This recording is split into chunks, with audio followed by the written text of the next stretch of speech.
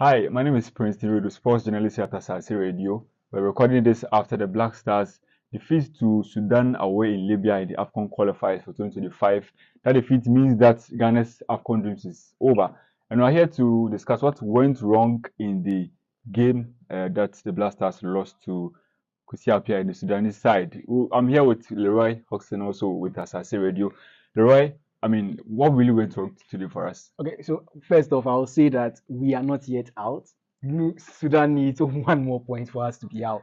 Yeah. So yeah, that is Mathematically, we are still still in in there, it. but Yeah, the dreams is almost yeah, over for us because if Sudan get a point in their next game, I yeah, think that they are playing Niger.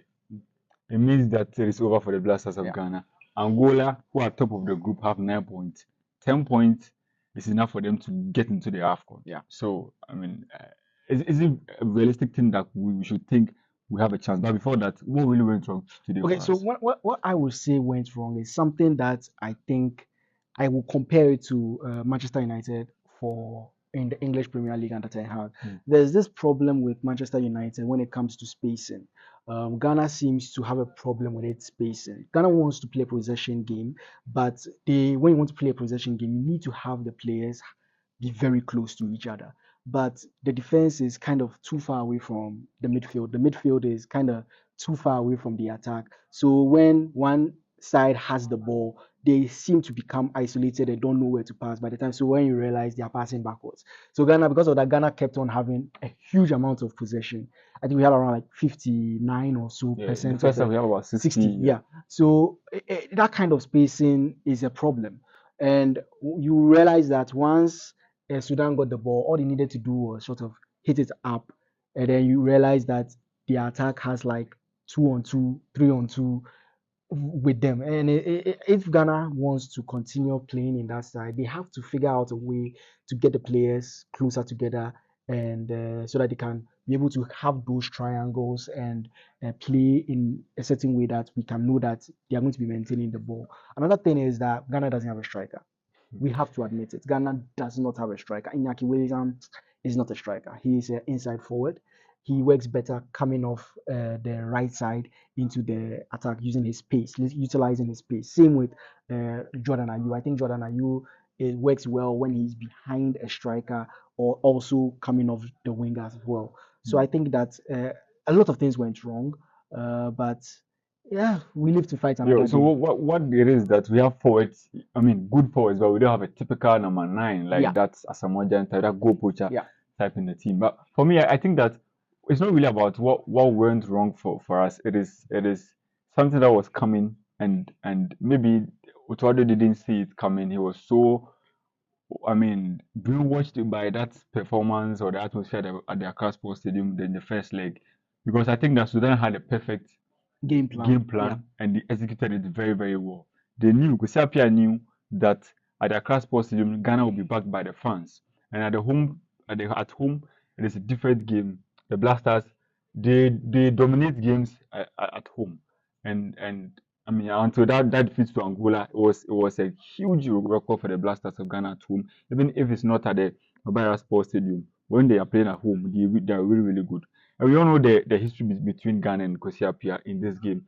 So I think that he took that approach of being pragmatic and not going all out in that first leg.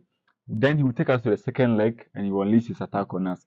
Today, it was all about soaking the pressure and then making sure that Ghana do not score the first goal. yeah, Ghana will be panicking because the goal is not coming, and we all saw it for the player. Players were under pressure. Kudus, Antoine Semenyo, because the goal wasn't coming. They started making mistakes, and then they got the yellow cards.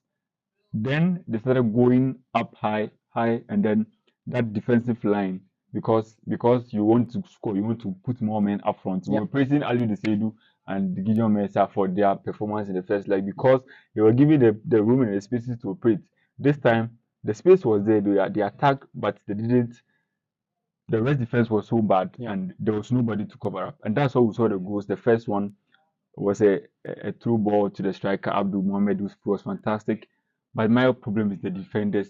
I mean, if you want to play that high line, you have to be very, very good in recovering the balls. But it was so bad. Salisu, and then Gideon Mensah with that opportunity to clear the ball, he could have done better.